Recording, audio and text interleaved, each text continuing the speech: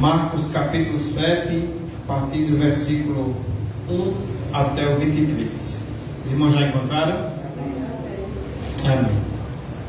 Diz assim a palavra do Senhor: Ora, reuniram-se a Jesus os fariseus e alguns escribas, vindos de Jerusalém, e vendo que alguns dos discípulos dele comiam pão com as mãos impuras, isto é, por lavar, pois os fariseus e todos os judeus, observando a tradição dos anciãos, não comem sem lavar cuidadosamente as mãos, quando voltam para casa, não comem sem se aspergirem, e há muitas outras coisas que receberam para observar, como a lavagem de copos, jarros e vasos de metal e camas. Interpelaram-no os fariseus e os escribas: por que não andam os teus discípulos de conformidade com a tradição dos anciãos, mas comem com as mãos por lavar? Respondeu-lhes, bem profetizou Isaías a respeito de vós, hipócritas, como está escrito: este povo honra-me com os lábios, mas o seu coração está longe de mim. E em vão me adoram, ensinando doutrinas que são preceitos de homens, negligenciando o mandamento de Deus, guardais a tradição dos homens. E disse-lhes ainda: jeitosamente rejeitais o preceito de Deus, para guardardes a vossa própria tradição. Pois Moisés disse: honra a teu pai e a tua mãe, e quem maldisser a seu pai ou a sua mãe seja punido de morte.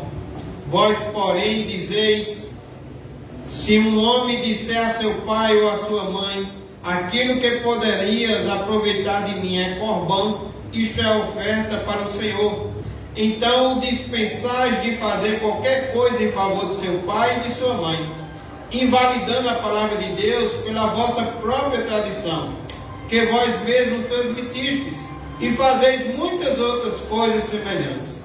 Convocando ele de novo a multidão, disse-lhes: ouve-me todos e entendei. Nada há fora do homem que, entrando nele, o possa contaminar, mas o que sai do homem é o que o contamina. Se alguém tem ouvidos para ouvir, ouça. Quando entrou em casa, deixando a multidão, os seus discípulos o interrogaram acerca da parábola. Então lhes disse: assim vós também não entendeis? Não compreendeis que tudo que de fora entra no homem não pode contaminar, porque não lhe entra no coração, mas no ventre, e sai para lugar escuso? E assim considerou ele puro todos os alimentos.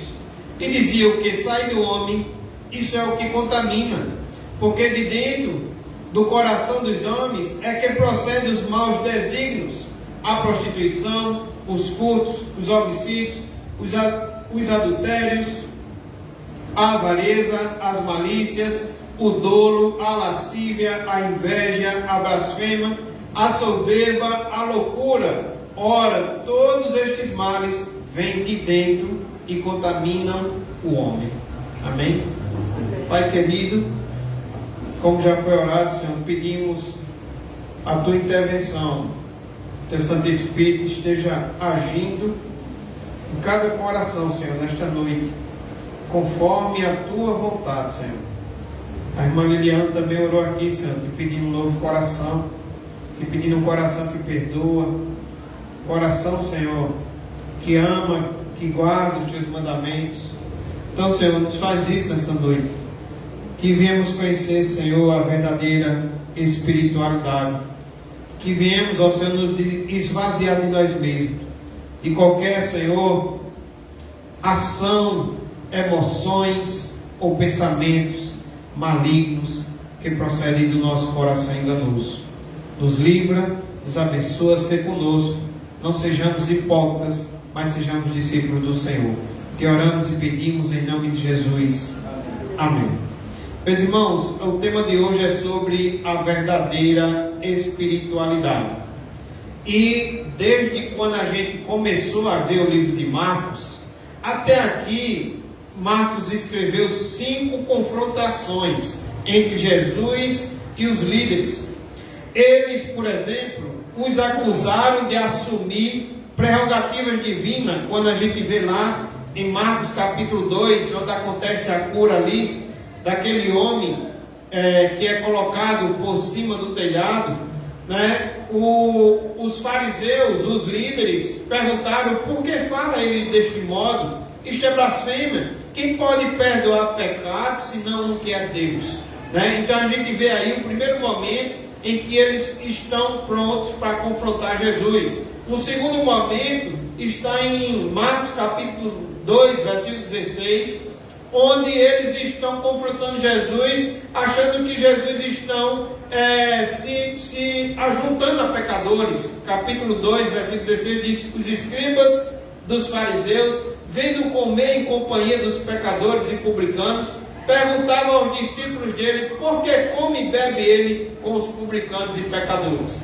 Uma terceira confrontação a gente vê em Marcos capítulo 2, versículo 24, quando os discípulos de Jesus estão passando por algumas espigas de milho, né? E a gente vê eles dizendo, advertiram os fariseus: vê porque fazem o que não é lícito aos sábados. Eles confrontam mais uma vez, porque os discípulos de Jesus estariam fazendo algo que não é lícito fazer aos sábados. Uma outra confrontação está no capítulo 3, versículo 6, onde eles confrontam o próprio Jesus de não guardar o sábado, porque se ele curasse aquele homem da mão ressequida, ele estaria sendo acusado, por exemplo, de não guardar o sábado. O versículo diz: e estavam observando a Jesus para ver se o curaria em dia de sábado, a fim de o acusarem.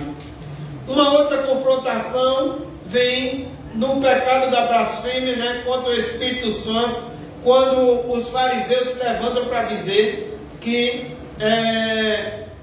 Jesus estava expulsando demônios por Beelzebu. Capítulo 3, versículo 22, os escribas que haviam descido de Jerusalém diziam: ele está possesso de Beelzebu. Então essa confrontação agora, nesse texto que estamos vendo agora, que acabamos de ler, ela senta-se ao redor de uma questão básica. Que questão básica é essa? A questão, meus irmãos, é que fica a pergunta nesta noite: o que deve regular a vida? O que deve regular a sua vida? O que deve guiar a sua vida? Será que é seu coração? Será que é seus sentimentos, suas emoções, seus pensamentos? Ou será que é a palavra de Deus? Será que é as tradições que muitas vezes nós ainda carregamos? Ou que nós nascemos e crescemos em meio a tantas tradições passadas de pais para filhos? Ou é a palavra de Deus? A resposta de Jesus, ela dá a oportunidade para nos ensinar e ensinar acerca da verdadeira espiritualidade. Observe comigo do versículo 1 ao versículo 5, que temos aqui uma acusação. Marcos capítulo 7, versículo 1 ao versículo 5, encontramos aqui uma acusação. E essa acusação, destacamos aqui alguns pontos importantes para o entendimento do texto. É importante que a gente venha entender o que é que está acontecendo, quem são esses acusadores, quais são as suas práticas, qual é a resposta de Jesus sobre isso, qual é o ensinamento de Jesus sobre isso. Então a primeira coisa que a gente observa no versículo 1 é sobre quem são esses acusadores, a identidade dos acusadores. O versículo 1 diz assim: ora, reuniram-se a Jesus, quem? Os fariseus e alguns escribas. Está aqui a identidade deles, os fariseus e alguns escribas. Esses é quem são aqui os acusadores. Os escribas, irmãos, e fariseus eram guardiões da tradição judaica e se tornavam em detetives da vida alheia e farejadores de heresia. Como eles eram? guardiões da tradição judaica. Então eles viviam observando a vida alheia, né? Eu vou ficar observando se pode isso, se não pode, se faz isso, se não faz aquilo, né? Então eles eram conhecedores das guardiões da tradição judaica e viviam observando a vida alheia, viviam farejando se viam algum tipo de heresia. Por onde quer que Jesus andava, eles estavam procurando oportunidades para acusar Jesus, para ver se Jesus cometia alguma heresia para estar acusando Jesus. Ainda sobre esses acusadores, que são fariseus e alguns escribas, o William Enns diz que os escribas eram os especialistas da lei. Eles conheciam muito a lei de Moisés, né? O Pentateuco ali, como a gente conhece como os primeiros 5 livros, como a gente conhece os livros da lei, os 10 mandamentos. Eles conheciam, meus irmãos, eram conhecedores. Eles a estudavam e eles interpretavam, e não só isso, eles conheciam, eles estudavam, eles interpretavam, mas também eles transmitiam ao povo. Mas exatamente eles transmitiam para a sua própria geração as tradições que de geração em geração tinham sido passadas com respeito à interpretação e à aplicação da lei. Essas tradições tiveram a sua origem no ensino de rabinos veneráveis do passado.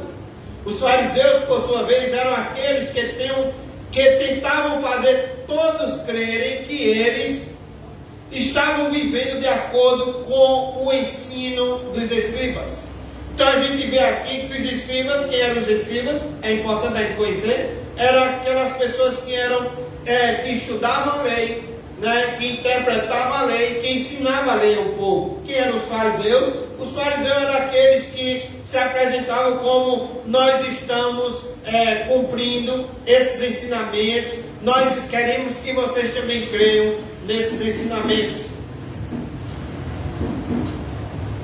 Mas uma outra coisa que o texto também nos revela, no versículo 3 e no versículo 4, é a prática desses acusadores, né? Até então parece, pelo primeiro ponto que a gente viu aqui, de que os escribas eram estudiosos da lei, interpretavam a lei, ensinavam o povo, de que os fariseus eram pessoas que faziam com que os outros crescem nesses ensinos, né? Até parece que tem aqui uma certa espiritualidade, uma certa piedade. Parece que até aqui tem uma certa religiosidade, mas vamos dar continuidade ao texto. Em segundo lugar, vejamos a prática dos acusadores. Vamos observar suas práticas. Versículo 3 e versículo 4 diz o seguinte: pois os fariseus e todos os judeus, observando a tradição dos anciãos, não comem sem lavar cuidadosamente as mãos. Quando voltam da praça, não comem sem se aspergirem, ou seja, sem se lavar. E há muitas outras coisas semelhantes que receberam para observar, ou seja, há muitos outros mandamentos, há muitas outras tradições dos anciões que eles receberam para observar, como até a lavagem de copos, né? Então eles não comiam sem lavar as mãos. Existia um cuidado muito grande, como se fosse uma espiritualidade muito profunda, de não comer sem lavar as mãos, e até lavar os copos, jarros e vasos de metal e camas. A tradição dos anciãos era uma coleção de preceitos, e agora eu quero que os irmãos comecem a entender que eram preceitos adicionais à lei de Moisés. Será que a lei de Moisés dizia que você tinha que comer sem lavar as mãos? Será que a lei de Moisés dizia mesmo que até os copos, os jarros, os vasos de metal e as camas, eles tinham que ser também purificados? Será que era isso que a lei de Moisés trazia?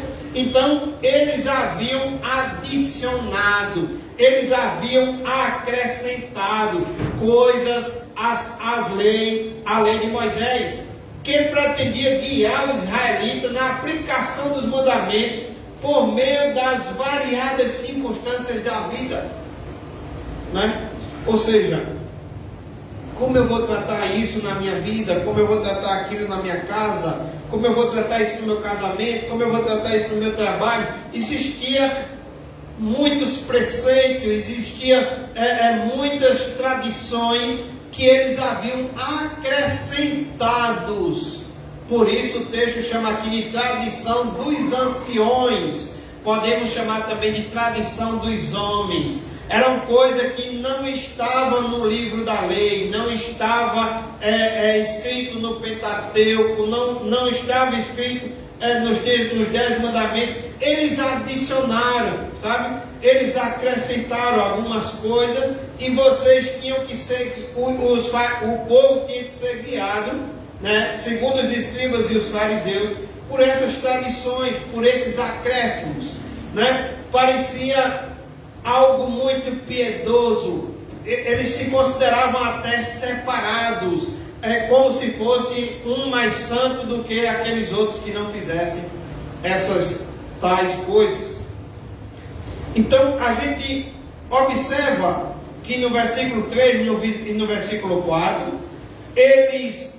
pois os fariseus e todos os judeus, observando a tradição dos anciãos, ou seja, não observando a palavra de Deus, eles estavam observando a tradição dos anciãos, os acréscimos que tinham sido feitos, tá certo? Eles, observando a tradição dos anciãos, não comem sem lavar cuidadosamente as mãos. Quando voltam da praça, no versículo 4, não comem sem se aspergirem, né? Porventura, ao ir à praça, eles poderiam ter tocado, por exemplo, um gentil, que eles consideravam um gentil impuro. Eles podiam ter tocado em alguma coisa impura. Então, quando chegasse, tinha que lavar as mãos, tinha que purificar as mãos com essa lavagem, né? Quando voltam da praça, não come sem se aspergir. E há muitas outras coisas que receberam para observar, como a lavagem de copos, jarros e vasos de metal e camas. Os escribas e fariseus transformaram a vida espiritual num fardo pesado, com muitas regras e muitas normas. Eles pensavam que da observância dessas muitas e detalhadas regras e cerimônias de purificação, eles pensavam que tudo isso dependia da sua própria salvação. Eles chegavam ao extremo de toda vez que iam à praça ou ao mercado, ao voltarem para casa, purificavam o vasilhame e até as camas. Por ser a praça um centro de reunião de muitas pessoas, e a julgavam impura. Além do mais, podiam esbarrar num gentil impuro. Assim os judeus precisavam se purificar toda vez que chegavam em casa. Então vejam que eles tinham esse senso de que estavam sendo muito santos, muito piedosos, acrescentando coisas que não estavam na lei, acrescentando coisas, né, consideradas como tradições de homem, tradições dos anciões. E eles, no versículo 2, diz o versículo, e vendo que alguns dos discípulos de Jesus, comiam pão com as mãos impuras, ou seja, comiam sem lavar, eles estão interrogando por que os discípulos de Jesus, ou por que Jesus estaria permitindo que os seus discípulos comessem sem lavar as mãos. No versículo 5, aparece a pergunta dos acusadores.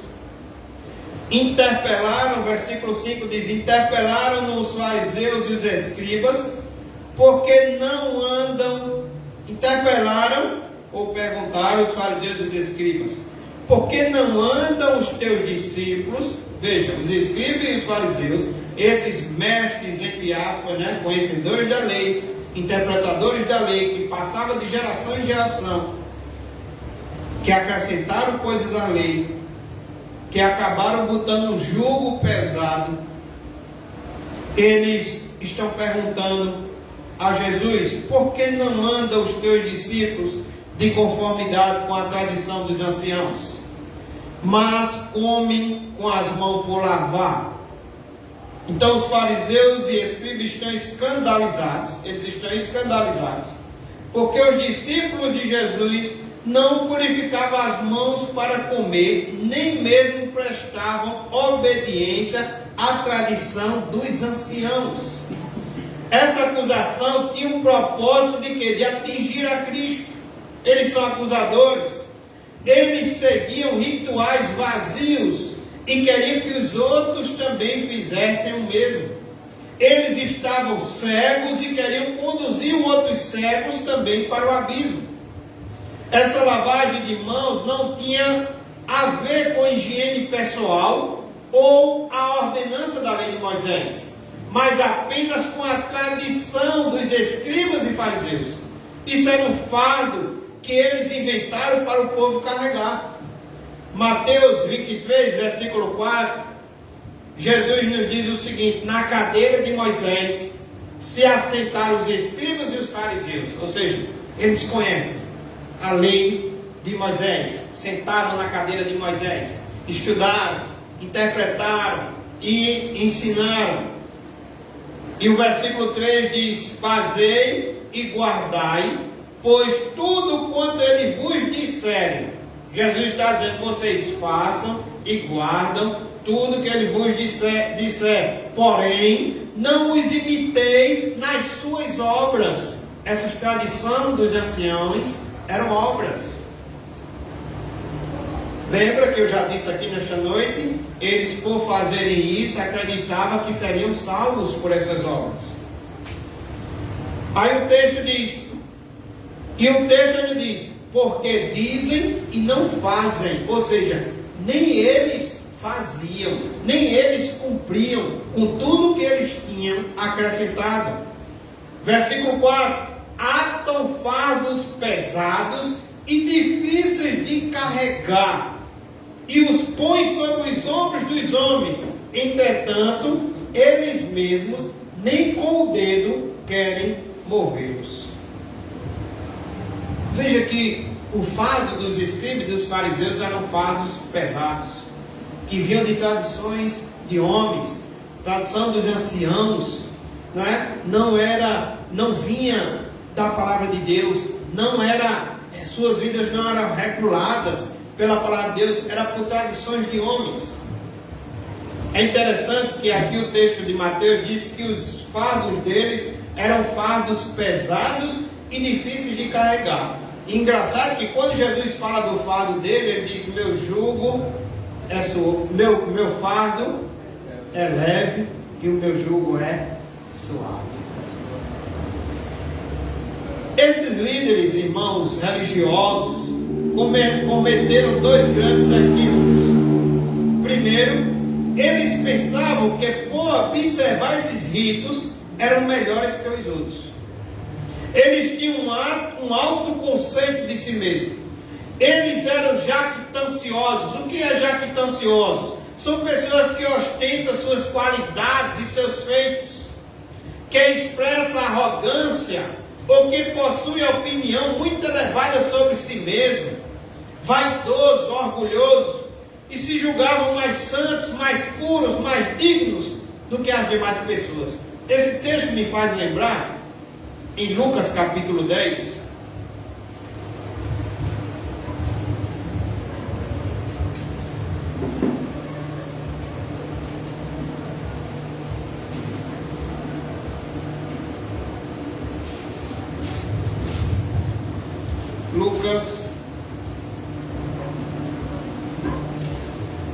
não é capítulo 10, vou já avisar os irmãos onde é.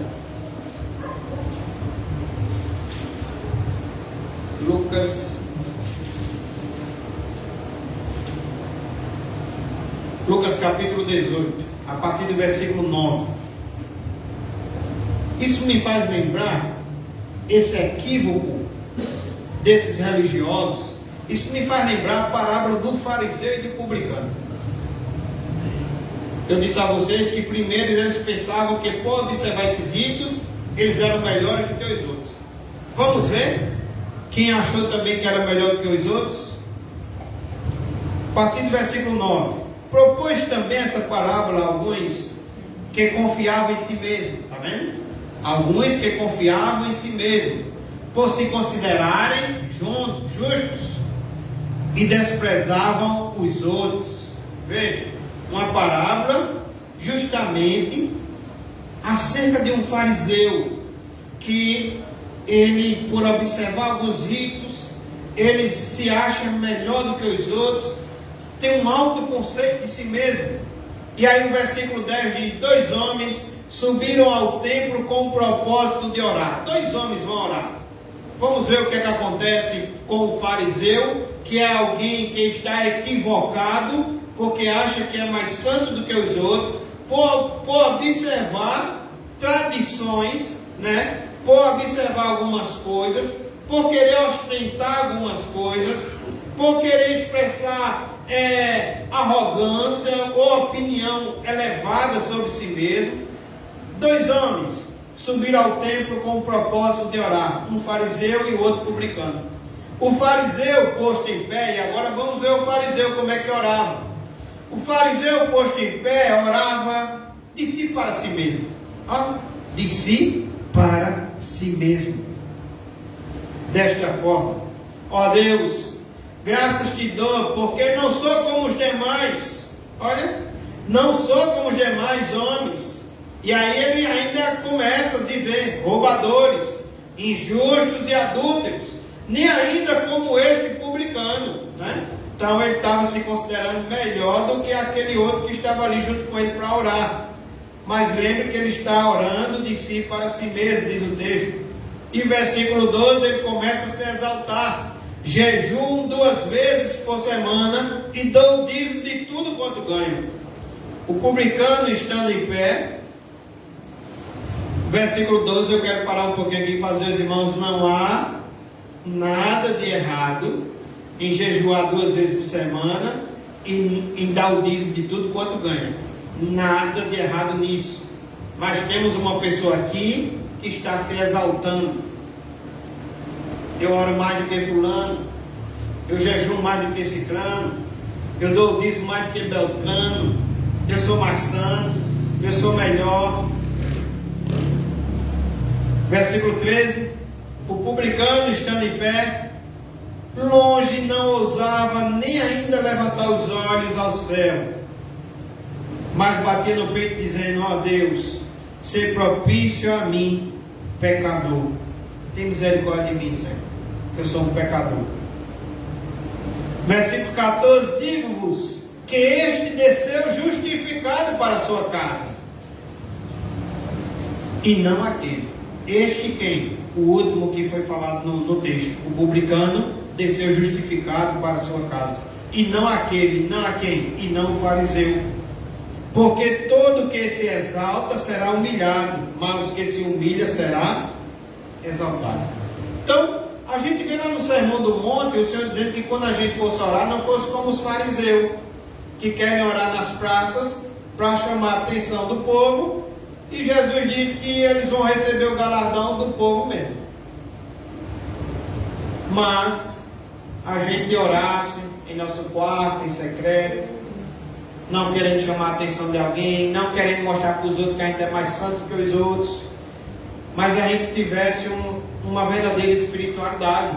Porque essa espiritualidade do fariseu que ia na praça orar, não era de orar a Deus, mas era de mostrar para os outros de que ele fosse melhor, de que ele vivia uma vida de santidade mais do que os outros. E quando ele revela essa intenção, o Senhor Jesus reprova, diz que nós não fizéssemos como eles. Então eles estão equivocados, esses fariseus aqui estão equivocados. Primeiro, eles pensavam que por observar esses ritos eram melhores do que os outros. Segundo, eles estavam enganados quanto à natureza do pecado. A santidade é uma questão de afeição interna e não de ações externas. As ações deles eram de, sempre que fosse à praça e voltasse, tinham cuidado de lavar as mãos, porque poderia ter tocado em alguma coisa impura. A santidade deles era de chegar em casa e lavar até os utensílios, os copos, os pratos, as camas, os jarros. Veja que eram obras, e eram obras apenas externas. Eles estavam equivocados quanto ao pecado. A santidade é uma questão de afeição interna e não de ações externas. Eles pensavam que eram santos por praticarem ritos externos de purificação. O contraste entre os fariseus e os escribas e os discípulos de Cristo não era apenas entre lei e os ritos, entre a verdade de Deus e a tradição dos homens, mas uma divergência profunda sobre a doutrina do pecado e da santidade. Ainda hoje, irmãos, muitos segmentos evangélicos comem mosquito e engole camelo. Jesus disse que os fariseus faziam isso. Coavam o mosquito e engoliam o quê? Camelo. Os escribas e fariseus eram, em nome de uma espiritualidade sadia, negligenciaram o mandamento de Deus, o texto vai dizer, jeitosamente rejeitaram o preceito de Deus, invalidaram a palavra de Deus em nome dessa tal espiritualidade que não era verdadeira. Então, meus irmãos, o primeiro ponto, a gente vê e conhece quem são esses acusadores. São escribas e fariseus, homens conhecedores da lei, que sentaram na cadeira de Moisés, que ensinaram, que interpretaram, que ensinaram de gerações e gerações, fariseus que praticavam isso que foi ensinado e que tentavam também fazer as pessoas crer, não é? Mas a gente vê que eles acrescentavam coisas à lei de Moisés, não trazendo a tradição fiel das Escrituras, acrescentando coisas à lei de Moisés, não é? E invalidando a palavra de Deus. Uma segunda coisa que a gente observa do versículo 6 ao versículo 13, a gente pode destacar três coisas aqui. Em primeiro lugar, Jesus descreve o caráter desses acusadores. Olhe para a sua Bíblia, Marcos 7, versículo 6. Respondeu-lhes: bem profetizou Isaías a respeito de vós, hipócritas, como está escrito: este povo honra-me com os lábios, mas o seu coração está longe de mim. Isso é muito forte, irmãos. Jesus revela, Jesus descreve aquele que conhece nossos corações, que sabe como a gente tem chegado aqui no culto, que sabe qual foram as nossas decisões antes de vir para o culto, que sabe se nós aqui também tomamos a decisão de ficar aqui ou de um pensamento estar longe. Jesus que sabe que se o nosso louvor que temos oferecido a Ele aqui foi em espírito e em verdade, Ele olha para os fariseus e diz: vocês são hipócritas. Bem que já anunciava Isaías, vocês são hipócritas. Assim como Isaías anunciou, assim como está escrito: este povo honra-me com os lábios. Honrar com os lábios, meus irmãos, são ações externas, são obras externas, mas com o seu coração, onde o Senhor diz lá nos seus mandamentos, devemos adorar Ele com todo o coração, com toda a nossa alma, com toda a nossa força, sem se desviar para a esquerda, sem se desviar para a direita. O Senhor diz que esse coração dos escribas e dos fariseus estava longe dele. Jesus chama os seus acusadores de hipócritas. O hipócrita, meus irmãos, é um ator. ele desempenha o papel de outra pessoa. Ele não é quem aparenta. Os lábios são de uma pessoa, mas o coração é de outra. John Charles Hill alerta para o perigo de estarmos fisicamente na igreja e deixarmos nosso coração em casa. Dissemos uma pessoa aqui e dissemos outra pessoa acolá. O William Barclay diz que a palavra hipócrita aqui, no final, significa alguém cuja vida é uma atuação sem nenhuma sinceridade. O hipócrita é o homem que esconde ou tenta esconder suas intenções reais por trás de uma máscara de virtude simulada. Hernandes Lopes, ele diz que o hipócrita é aquele que fala uma coisa e sente outra. Há um abismo entre suas palavras e seus sentimentos. Há um hiato entre suas ações e seu coração. Há uma esquizofrenia entre seu mundo interior e o exterior. William Hendricks diz que o hipócrita é um enganador, fraudulento, impostor, uma serpente sobre a relva e um lobo em pele de cordeiro. Ele finge ser o que na verdade não é. Em segundo lugar, Jesus revela a inversão de valores dos acusadores. Versículo 8. Jesus diz: negligenciando o mandamento de Deus, guardais a tradição dos homens. Vocês estão negligenciando o mandamento de Deus, que daqui a pouco ele vai dizer qual é, para obedecer tradições de homens. Os escribas e fariseus se declaravam ser defensores da ortodoxia, mas o zelo deles não era em preservar e proclamar a palavra de Deus, mas em manter a tradição dos anciões. Eles haviam trocado a verdade pela mentira. William Hendricks diz que eles eram culpados de colocar a mera tradição humana acima do mandamento divino. Uma regra feita pelo homem acima de um mandamento dado por Deus. Os rabinos haviam dividido a lei mosaica, ou Torá, em 613 decretos distintos, com 365 deles contendo proibições, enquanto 248 eram orientações positivas. Ou seja, meus irmãos, eles acrescentaram muitas coisas à lei. Criaram uma tradição de homens, uma tradição de anciões. Tipo, isso é permitido, isso não é permitido. E você poderia, ou a gente poderia pensar aqui nesta noite, ou perguntar: pastor, eu sou crente, o que me é permitido e o que não é permitido? Pastor, eu sou crente, o que eu posso fazer e o que eu não posso fazer? Sabe, irmãos, e vem à minha mente o que perguntamos no início: o que é que regulamenta a sua vida? São tradições de homens? São o que você cresceu aprendendo dos seus pais? As tradições dos seus pais? O pode e não pode?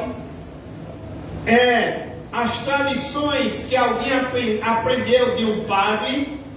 Pode isso e não pode aquilo. As tradições de alguém que aprendeu de um pastor, que é capaz de, quem sabe, fazer uma relação e dizer pode isso e não pode aquilo. Ou o que regulamenta a sua vida é a palavra de Deus? O que tem regulamentado a sua vida? Ou é o seu coração? Ou é o seu achismo? Eu acho que é isso, eu acho que é aquilo. A gente tem falado, às vezes, né?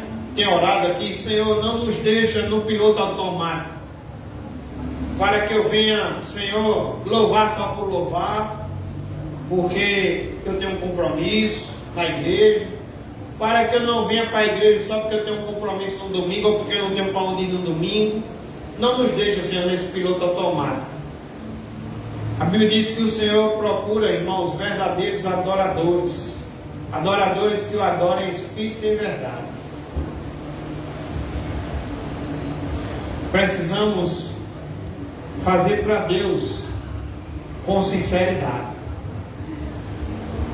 Se a gente for nos guiar pelo que o nosso sentimento está dizendo, se a gente for guiado pelo que o coração está dizendo, se a gente for guiado pelo que as tradições estão dizendo, pelo que um colega disse, o meu vizinho disse, fulano de tal que é muito conhecedor, se a gente for guiado por essas coisas que não passam no crivo das Escrituras, deixando de ser guiado pelas Escrituras, irmãos, estamos sendo como hipócritas. A nossa religião, ela está sendo vã. Ela não está sendo verdadeira. Você pensa que é crente, mas não é. Você pensa que está vivendo como crente, mas não está vivendo como crente.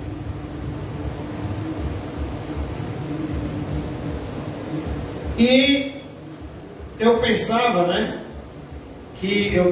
refletia hoje em casa, às vezes eu observo muito as pessoas quando vêm conversar comigo. Por exemplo, em tal lugar eu trabalho, a pessoa fez uma rifa, aí depois descobre que eu sou evangélico, aí chega para mim e diz, olha, a gente fez uma rifa, todo mundo vai contribuir comprando a rifa, mas eu esqueci que você não pode. Você é evangélico, né? Você não pode. Aí chega outro, me dá uma camisa, me dá um pano xadrez e diz, olha, costura uma camisa de xadrez que vai ter o forró dos funcionários e você e todo mundo vai costurar sua camisa xadrez. Ah, Eric, me perdoe, eu descobri que você é crente e você não pode, né? Sabe, irmãos, e o que dá a entender é que as pessoas, parece que as pessoas veem em nós que nós estamos debaixo de uma lista de regras do que pode e que não pode. Estamos, quem sabe até alguém aqui nesta noite esteja pensando que servir a Deus é estar debaixo de uma lista de regras. Pastor, eu posso isso ou não posso? Pastor, fulano está fazendo isso, então se ele está fazendo isso eu também posso. Sabe, irmãos, parece que não estamos servindo a Deus, porque devemos temer a Deus e não aos homens. A Bíblia diz que o homem ele pode apenas tirar minha vida, mas Deus pode tirar minha vida e lançar minha alma ainda no inferno. A Bíblia diz, conversando quinta-feira aqui com os irmãos, que o assunto parecia muito sobre espiritualidade, e o irmão Eldilson lembrou de um versículo que Paulo diz, olha, tudo me é lícito, mas nem tudo me convém. Tudo me é lícito. Ou seja, eu posso tudo.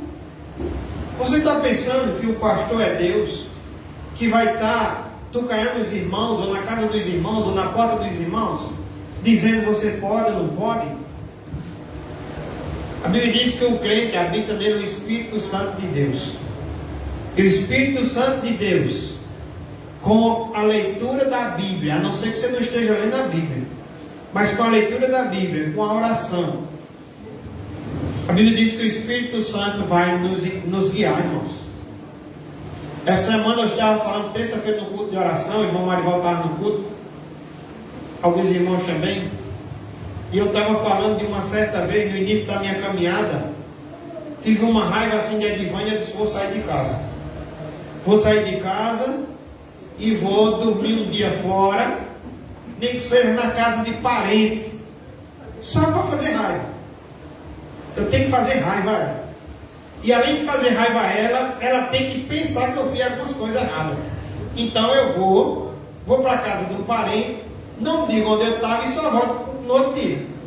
E também não digo o que eu fiz nem onde eu estava, que é para fazer raiva a ela. Peguei a moto e vim para a rua. Quando eu chego perto aqui da igreja católica, Aí me vem à mente o Espírito Santo. Tem um louvor que, não sei se os irmãos ouviram, um louvor de forró que eu postei no grupo da igreja. Aí tem um tal de Zé que está sendo evangelizado nesse louvor. Aí diz, depois que esse Zé se converte, aí esse Zé diz: ô fulano, eu estou escutando alguma coisa. Aí ele diz: ô Zé, tu não se convertesse? É o Espírito Santo, Zé. Pois irmãos, quando eu chego aqui do lado da igreja, o Espírito Santo faz: o que é que tu está fazendo? O que tu está fazendo vai piorar a tua situação, não vai melhorar. Fiz a volta da moto e voltei para casa.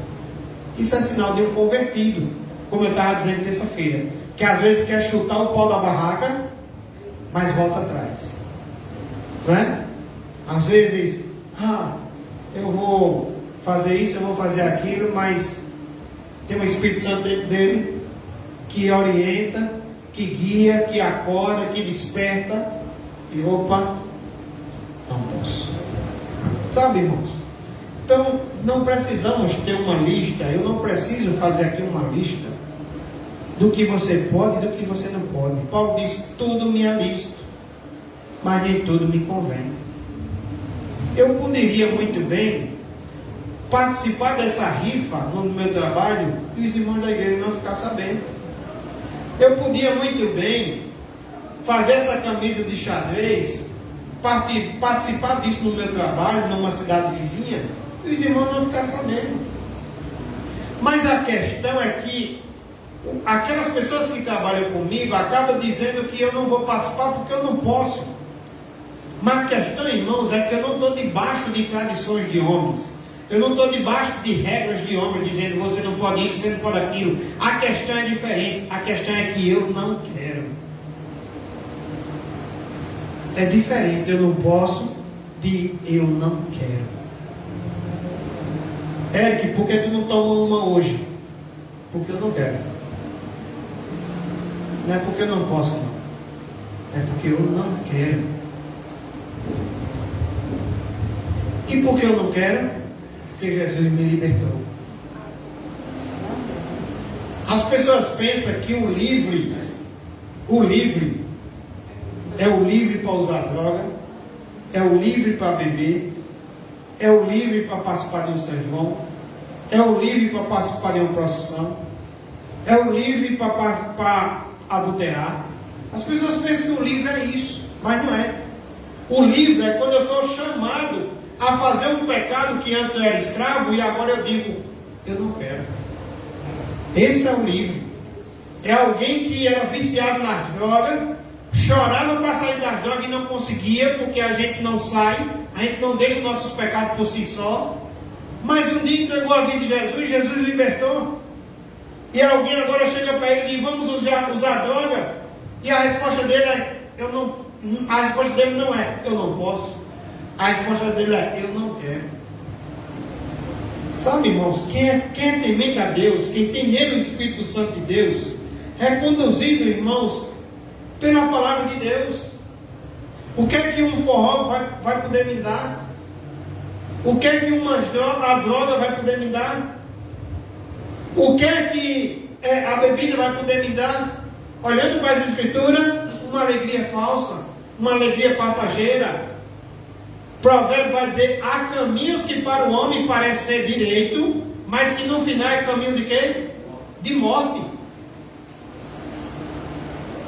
Então, meus irmãos, a questão também é, como a gente estudou quinta-feira, é que o homem natural não consegue discernir as coisas espirituais. Agora, você que é espiritual, se você está em Cristo, você é espiritual. Então, se você está em Cristo, você é espiritual. Agora, o que tem que regulamentar a sua vida é isso aqui. Ó. Se você não é guiado por isso aqui, tem alguma coisa errada. Não precisa o pastor estar brigando com você para fazer isso. Você não pode fazer isso. Você não pode fazer aquilo. Se você é guiado por isso aqui, você deveria estar caminhando por isso aqui. Está faltando conhecimento? Leia. Venha para o estudo bíblico na quinta-feira. Está faltando conhecimento? Ore. Peça a Deus sabedoria. Diz que alguém uma vez chegou para o pastor Gabriel de Natuba. Não sei se foi para ele ou foi ele contando. Disse: pastor, o que é que eu posso e o que é que eu não posso? Ele disse: olha, você pode tudo. Eu só não sei se você vai entrar no céu. Então, tudo me é lícito, mas nem tudo me convém. Paulo disse: eu não me deixarei me dominar por nenhuma delas.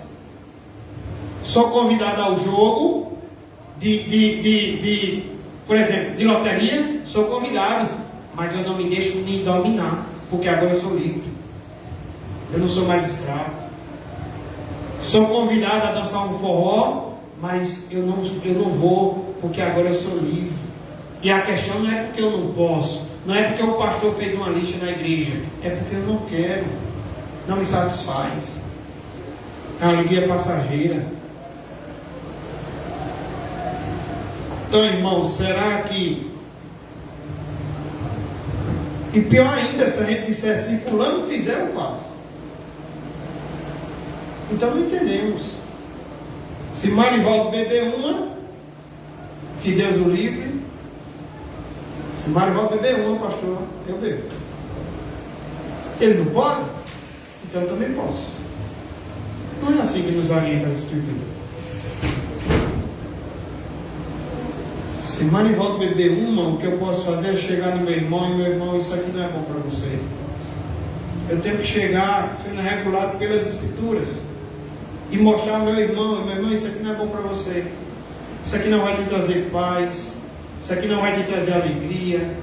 Isso aqui, o pecado traz morte, a Bíblia diz. O salário do pecado é a morte.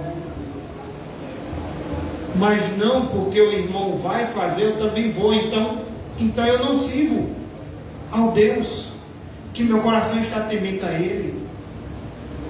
Eu não sirvo ao Deus que Jesus diz: olha, vocês são meus discípulos se vocês amarem meus mandamentos, se vocês obedecerem meus mandamentos.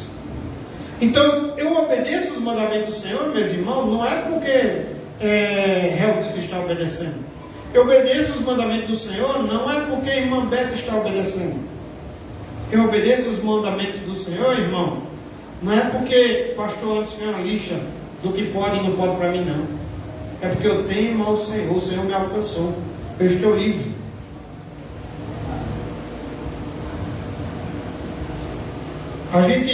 Jesus aponta os desvios dos acusadores do versículo 7 ao versículo 13. Veja os desvios. Marcos 7, do versículo 7 ao versículo 13. E em vão me adora, ensinando doutrinas que são preceitos de quem? De homens. Negligenciando o mandamento de Deus, estão guardando o quê? A tradição dos homens. E disse-lhes ainda: jeitosamente rejeitam o preceito de Deus para guardares a vossa própria tradição. Nesse versículo 9, deixa eu parar um pouquinho aqui. Sabe o que é que eu vejo muitas vezes em algumas pessoas que se dizem crentes e têm esse comportamento e não era para ter? É que quando eu quero fazer uma coisa que eu quero, aí eu esqueço o que diz a palavra de Deus e eu vou fazer o que eu quero, né? E muitas vezes coloca desculpas em muitas outras pessoas. Eu e Marivaldo, a gente presenciou uma cena de um rapaz que havia roubado uma moto. E aí, sabe o que ele disse? Sabe por que eu roubei a moto? Sabe por que eu estou muito triste? Bebi e usei droga? Porque meu pastor na igreja não dá oportunidade para mim. Eu e Marivaldo presenciou isso.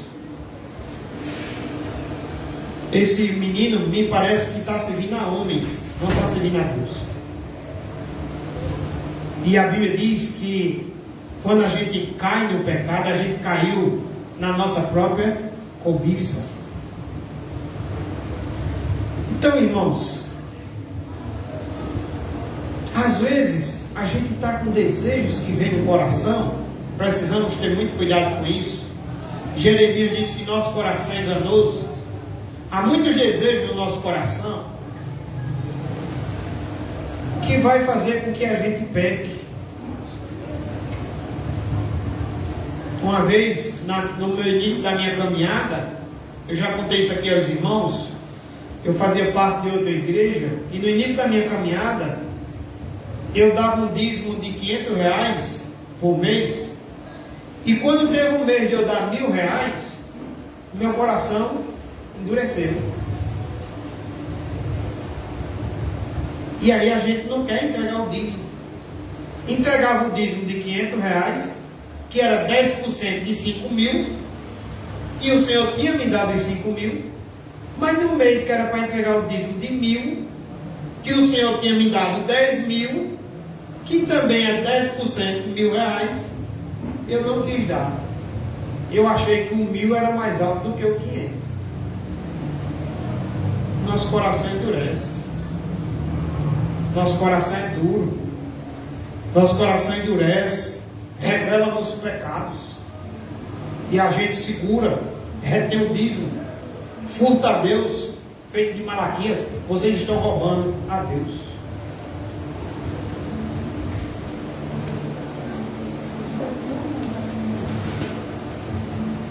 Essa semana, contava também quinta-feira aos irmãos, uma pessoa está passando por um problema no casamento. Ela não é nem daqui de um cruzeiro, tá certo, irmãos? É de fora. Está passando por um problema no casamento, e ela disse: eu vou arrumar outro, porque a Bíblia diz que só esquece um amor arrumando outro.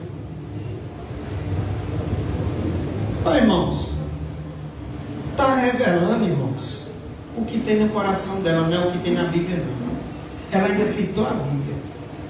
Diz que a Bíblia diz que só esquece um amor arrumando outro.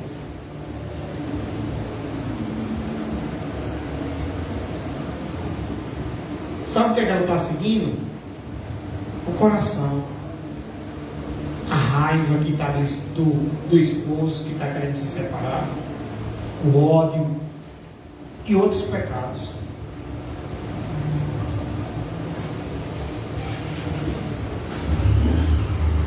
Precisamos muito nos policiar, irmãos. E graças a Deus temos o Espírito Santo para nos ajudar nisso. A não ser que você não seja crente. Então ore ao Senhor nesta noite: alcança minha vida, Senhor, e me serve com o teu Espírito Santo. A gente estudou, quinta-feira fez 15 dias, foi 8 dias que a gente estudou. Foi até um ponto que eu entreguei ao irmão Severino para a gente discutir aqui, que era que quando a gente se converte, o Espírito Santo nos cela. Então quando a gente se converte, irmãos, o Espírito Santo está conosco. O que está em nós já é maior do que o que está no mundo. Eu já não posso mais estar possesso por demônio, porque o que habita em mim é o Espírito Santo. E eu não deveria mais ser guiado pelo meu coração, pelas minhas emoções, pelos meus sentimentos, nem pelos meus desejos pecaminosos. Eu tenho que ser guiado agora pela palavra de Deus. O que é que está faltando? Leitura bíblica, volto a dizer. Leia a sua palavra, a palavra de Deus em casa. Venha na quinta-feira no estudo bíblico. Ore ao Senhor. Não se afaste disso aqui não, viu? Ele diz que a gente deveria inculcar na cabeça dos nossos filhos, e os filhos dos nossos filhos, ou seja, nos netos, e a gente não se desviasse nem para a direita, nem para a esquerda. Quando a gente entrega a vida a Jesus, irmãos, a gente nega a si mesmo. A gente agora serve a um Senhor que diz como é que tem que ser. Não é eu mais não que diz como é que tem que ser, não. Não é meu coração mais não. Você está com raiva de dar um murro em alguém? Sim, vê o sentimento em você, vê o ódio, vê a raiva de dar um murro em alguém. Mas não é assim que diz a palavra de Deus. Você volta atrás e não dá. Você não quer pedir perdão, mas não é isso que diz a palavra de Deus. A palavra de Deus diz que tem que pedir perdão. Então, vou orar pelo menos para o Senhor me ajudar e pedir perdão. Estou querendo arrumar um porque só esquece um amor com o outro. Mentira. Mentira. Mentira, e posso dizer a você, mentira do capeta, do diabo, e não está na Bíblia não. Fui pesquisar sobre isso, achei interessante, eu estava até conversando com a Edivânia sobre isso. Fui pesquisar sobre isso, achei um estudo bem interessante. O estudo dizia, olha, aconteceu algum problema que não foi superado e divorciou-se, tira um tempo de luto. O tempo de luto é, não arrume ninguém agora não. Tira um tempo de luto. Aproveite esse tempo para se envolver mais na igreja. Aproveite esse tempo para estudar mais a palavra de Deus. Aproveite esse tempo para orar mais. Porque quem cura essas feridas é Jesus, não é outro amor não, é Jesus que cura essas feridas. E aí você vai ser curado. E você, lendo a palavra de Deus, se envolvendo com a igreja, você sabe que vai esperar uma pessoa agora que seja do Senhor, temente ao Senhor. Mas, irmãos, quando a gente quer o que o coração quer, é complicado. Que o Senhor nos livre disso, porque não é para ser assim. A palavra de Deus é quem deve nos orientar e dizer como a gente deve seguir. Irmãos, voltando aqui, Jesus denuncia seus acusadores de cometerem vários desvios na palavra, na prática da verdadeira espiritualidade. Versículo 7, Marcos 7, versículo 7, diz que o culto deles era em vão. Veja, Marcos 7, versículo 7, e em vão me adoram. Imagina, você ser membro da igreja, foi batizado na igreja, vem todos os cultos da igreja, está no rol de membros da igreja. Ainda vou mais além, para envolver todo mundo. Quem sabe foi consagrado a diácono, quem sabe foi consagrado a presbítero, quem sabe foi consagrado a pastor. Você diz que está em Cristo e Cristo não está em você.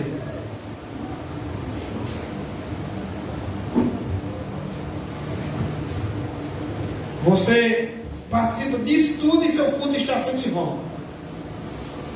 Por quê? Porque você está agindo como hipócrita. Você está obedecendo tradições de homens, ou seus pensamentos pecaminosos, ou seu coração enganoso, ou suas emoções pecaminosas.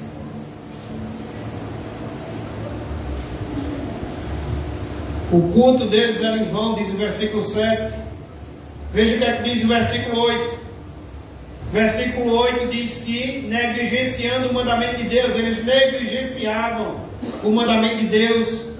Versículo 9 a 12 diz que eles rejeitavam jeitosamente o preceito de Deus, os irmãos ou os fariseus, e espero que os irmãos não, mas muitas vezes a gente faz esses jeitinhos para cumprir com a nossa vontade, jeitosamente. Como é que os escribas faziam isso? Versículo, vamos ler do 13 ao 19, do 9 ao 12, Marcos 7, do 9 ao 12. E disse-lhes ainda, jeitosamente rejeitais o preceito de Deus para guardares a vossa própria tradição. 10, pois Moisés disse, honra teu pai e a tua mãe. Tinha essa lei de Moisés, ainda tem, está cheio nas escrituras de que faça isso, honra teu pai e tua mãe. E nessa lei, nesse tempo, na antiga aliança, ainda dizia assim, quem maldisser a seu pai ou a sua mãe seja punido de morte. Vós, porém, dizeis, se um homem disser a seu pai ou a sua mãe, aquilo que poderia se aproveitar de mim é corbã, o pai ou a mãe queria aproveitar alguma coisa do filho, necessitando, aí a pessoa dizia, é corbã, isto é, oferta para o Senhor. Então, o dispensais de fazer qualquer coisa em favor de seu pai ou de sua mãe. 13, invalidando a palavra de Deus pela vossa própria tradição, que vós mesmos transmitistes, e fazeis muitas outras coisas semelhantes. Vocês ainda fazem muitas outras coisas semelhantes. Irmãos, a história do Corban estava nessa tradição de anciões, de que o sacerdote orientava, né, de que as pessoas dissessem que era Corban a determinadas coisas, por exemplo, suas finanças, algum dinheiro que porventura estivesse sobrando, e aí dizia é Corban, e essa palavra significava dedicado a Deus. Então, meu irmão, o que acontecia? Dedicado a Deus significava que aquilo ia ser usado à tesouraria do templo. Só que, ao mesmo tempo, eles desfrutavam desse dinheiro, desfrutavam desse recurso. E o pai e a mãe necessitavam deles, dessa ajuda, desse apoio, desse carinho, desse cuidado, mas os filhos diziam é Corban, para que não pudesse socorrer os pais, para que não pudesse ajudar os pais. E eles mesmos usufruíam desses recursos. Ou seja, eles obedeciam uma tradição dos anciões, a lei Corban, e invalidava a palavra de Deus, que deveria o quê? Honrar pai e mãe.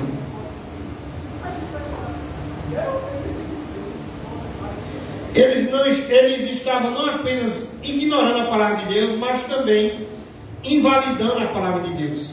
Eles estavam retirando a autoridade divina do quinto mandamento, que é de honrar pai e mãe. De outro lado, estavam colocando em seu lugar uma tradição injusta e iníqua. Jesus deixa claro que a oferta de Corban era apenas um exemplo dos muitos desvios desses falsos mestres, quando a palavra do Senhor diz e fazer muitas outras coisas semelhantes. Era apenas um exemplo de muitas outras coisas que eles faziam, obedecendo às tradições de homens e invalidando a palavra de Deus. Jesus traz o ensinamento do 14 ao 16. Observe comigo. Em primeiro lugar, a contaminação vem de dentro e não de fora. Versículo 15. Nada há fora do homem que entrando nele o possa contaminar, mas o que sai do homem é o que o contamina. A verdadeira espiritualidade, irmãos, não é ritual nem cerimonial, mas procede da sinceridade do coração. Não é o que o homem coloca para dentro, não é o que ele come, mas o que sai do coração. Esse preceito de Jesus tem duas implicações. Primeira, é que Jesus refuta a ideia de que o homem é produto do meio, né? Ou seja, o homem poderia de repente estar envolvido com o meio, com o mundo, e ele se corromper. Mas o mal não vem de fora. Jesus está nos ensinando que o mal vem de dentro. O mal não está no ambiente, o mal está no coração. A segunda implicação é que Jesus refuta a ideia de que o ritualismo externo pode nos tornar agradáveis aos olhos de Deus. Ou seja, lavar as mãos ou purificar utensílios não nos torna limpos aos olhos de Deus. Eu até falei para os irmãos que esses dias um jovem chegava para mim e dizia que ia colocar um versículo, ia tatuar um versículo no braço. E eu disse a ele, está errado. Ore ao Senhor para que esse versículo seja guardado no seu coração. Porque ele pode escrever aqui e pode não estar no coração. Então, irmãos, não torna agradável a Deus quando a gente pratica esse ritualismo externo, que obedece tradições de homens, que invalida a palavra de Deus. Em segundo lugar, em vez de purificações cerimoniais, devemos afiar nosso entendimento e nossos ouvidos. Versículo 14 diz assim: convocando ele, né, Jesus ensinando, convoca a multidão de novo. A multidão disse-lhes: ouve-me todos e entendei. Jesus convoca e diz: vocês escutem, vocês entendam. Jesus está trazendo ensinamento. Versículo 16: se alguém tem ouvidos para ouvir, ouça. Em vez de ser um prisioneiro do legalismo farisaico, Jesus exorta a multidão a ter uma espiritualidade governada pelo entendimento da verdade de Deus. Não podemos seguir interpretações enganosas, antes devemos inclinar nossos ouvidos à palavra de Deus. Mais uma vez eu me lembro do estudo de quinta-feira. Quinta-feira, vemos em Efésios, no capítulo 1, versículo 17, que Paulo estava orando para que os irmãos, os santos ali, os crentes de Éfeso, tivessem discernimento espiritual. E esse discernimento espiritual, ele divide em 2 pontos. Ele diz que é sabedoria e revelação. E uma coisa interessante que o estudo diz é que ele não está pedindo nada que seja além das Escrituras. Paulo está pedindo ao Senhor discernimento. Paulo está pedindo ao Senhor para que os irmãos tenham sabedoria. Está aqui. Paulo está pedindo ao Senhor revelação. Não é uma revelação nova. Está aqui. Paulo está pedindo ao Senhor que o povo conheça a vontade de Deus que está nas Escrituras e depois se envolva nela. Foi um ponto muito interessante que eu achei no estudo de quinta-feira. Você deve, como cristão, como crente, servo de Deus, procurar qual é a vontade de Deus. Qual é a vontade de Deus para o meu casamento? Qual é a vontade de Deus para o meu relacionamento com o meu filho? Com o meu relacionamento com o meu pai, com a minha mãe? Com meus irmãos? Qual é a vontade de Deus para o meu relacionamento com os irmãos na igreja? Qual é a vontade de Deus com o meu relacionamento e comportamento e compromisso com a igreja local? Depois que você conhece a vontade de Deus que está aqui, não precisa buscar em outro lugar, Paulo diz que agora você tem que se envolver nela.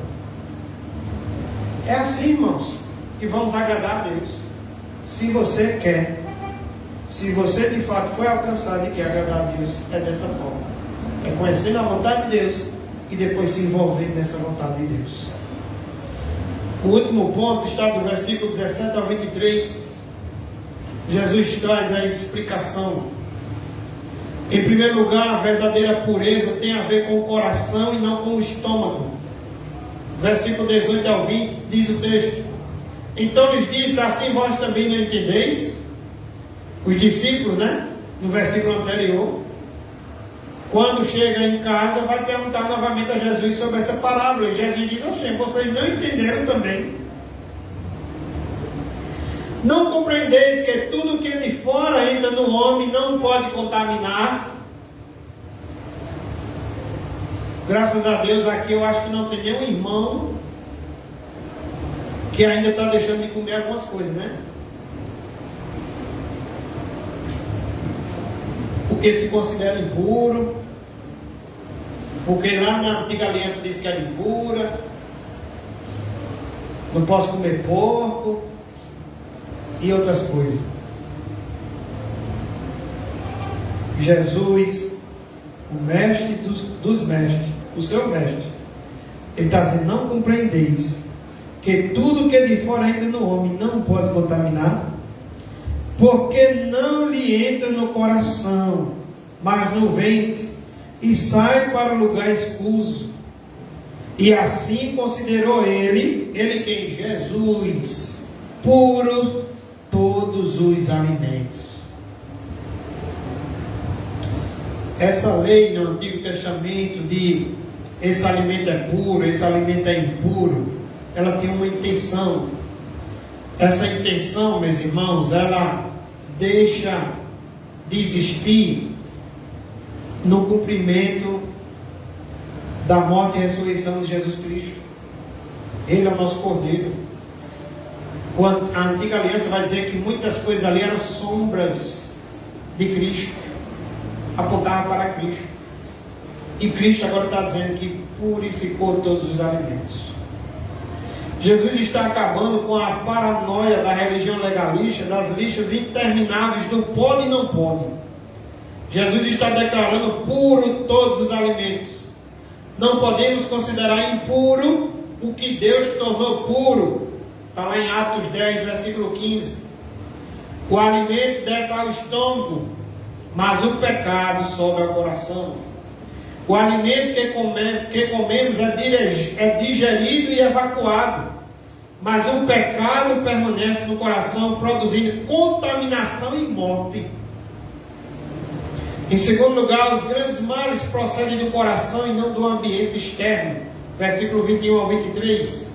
Porque de dentro do coração dos homens é que procedem os maus desígnios. E aí, a prostituição. Veja que não é do alimento que você come, é do seu coração, viu? A prostituição, os furtos, os homicídios, os adultérios, a avareza, as malícias, o dolo, a lascívia, a inveja, a blasfêmia, a soberba, a loucura. Ora, todos estes males vêm de dentro e contaminam o homem. Marco está citando aqui 12 pecados que brotam do coração. Vejamos os primeiros 6 pecados. Esses primeiros 6 pecados tratam das nossas ações pecaminosas. Prostituição. Em outra versão bíblica, para prostituição ele traz o nome imoralidade sexual. Ou seja, esse pecado aqui, que surge no seu coração, ou no meu, ou de qualquer um, e precisamos ter cuidado com isso, é toda a imoralidade sexual. O termo porneia indica o pecado sexual em geral. Todo comportamento sexual ilícito, seja dentro ou fora do casamento. A prostituição inclui a pornografia, a fornicação, o adultério, o homossexualismo, bem como toda impureza moral. Segundo pecado, furtos. Veja que é tudo ação, né? Prostituição, imoralidade sexual, pornografia, fornicação, adultério, homossexualismo. Aí vem o segundo pecado, furtos. O furto é a apropriação daquilo que não nos pertence. É a posse intencional daquilo que pertence a outro. Esse outro, seja o governo civil, o próximo, ou mesmo Deus. E eu achei interessante que Hernando Dias Lopes, ele cita aqui, que esse furto pode ser ao governo civil, quando a gente furta alguma coisa em referente ao governo civil, às autoridades, quando a gente furta alguma coisa do próximo, e quando a gente furta alguma coisa de Deus. E você poderia dizer, oxê, eu roubo o que de Deus? A Bíblia diz que você pode roubar o dízimo, por exemplo. Homicídios, terceiro pecado, inclui tanto o ato quanto o desejo de tirar a vida do próximo. Isso foi ampliado por Jesus. O homicídio é tanto o ato de você tirar a vida de alguém, como se você tiver ódio no seu coração. Jesus disse que também era homicídio. Como é que está seu coração? Será que seu coração tem ódio? Será que seu coração tem ódio de alguém? Não precisa pedir a Deus para tirar esse ódio do seu coração? Será que você não precisa? Ou você quer continuar na prática do homicídio? Adultério. Essa é a violação dos laços do matrimônio, envolvendo um ato sexual voluntário entre um homem e uma mulher que não seja o seu cônjuge. E Jesus ampliou também a transgressão desse pecado, o adultério, para o olhar cobiçoso. Cuidado com seus olhos. Você, quando olha e cobiça a mulher que não é sua, a mulher que é de alguém, a mulher que é do outro, você está cometendo adultério. Avareza. Avareza é um apego idólatra às coisas materiais, sonegando toda sorte de ajuda ao próximo nas suas necessidades. Pessoas que muitas vezes negam ajuda ao próximo porque tem avareza. A gente até falou disso quinta-feira, de um homem que só comia bolacha de sal e água, e ele não ajudava ninguém. A pessoa que tem avareza, amor demais aos seus bens materiais, ele vai ajudar quem? Não vai ajudar ninguém. E depois o texto de quinta-feira dizia que esse homem teve paz, dormiu bem, depois que começou a ajudar as outras pessoas. Um outro pecado que ele cita aqui, sim, também se trata do desejo ardente, a avareza, de ter o que pertence a outros. Tá certo? Esse desejo ardente de ter o que pertence aos outros também é a avareza. Malícia, a outra tradução bíblica traz a palavra como maldade.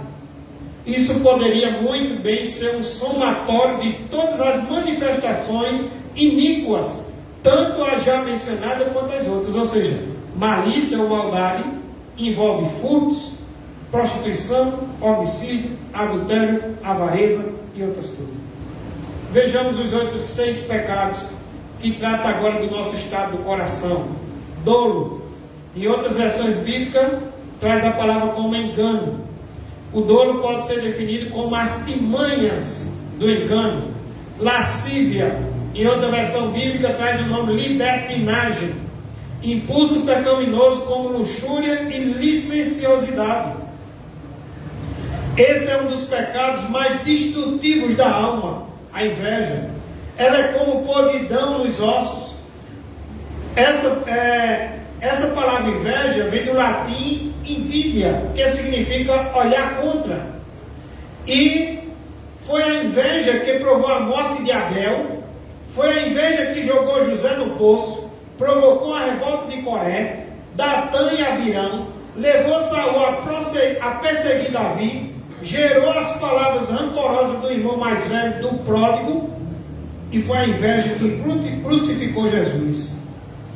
Blasfêmia, palavras abusivas e difamações, refere-se à difamação do caráter, a xingamento, a calúnia, linguagem desdenhosa ou insolente dirigida contra outra pessoa, seja diretamente para ela ou pelas costas.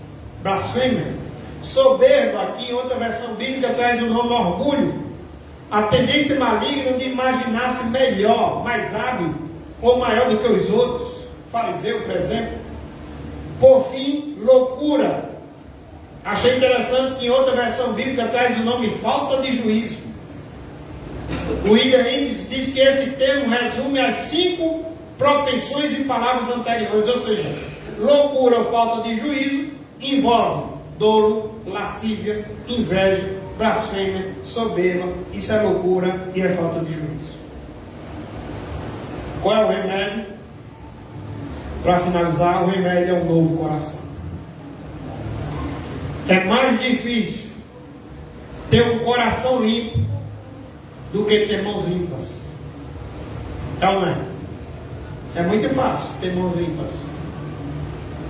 É muito fácil vir à igreja só para louvar.